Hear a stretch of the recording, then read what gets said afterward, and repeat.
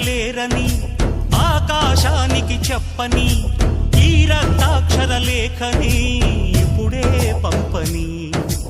అన్నం పుణ్యం ఎరగని మా సీమకిరా రమ్మని ఆహ్వానం అందించని మెరిసే చూపుని తొలగింది ముప్పు అని నీలి మప్పు మనసారా నవ్వని చిరుజల్లు ముంపు మన ముంగిలంత ముత్యాలే చల్లని ఆశా సుగంధమైనే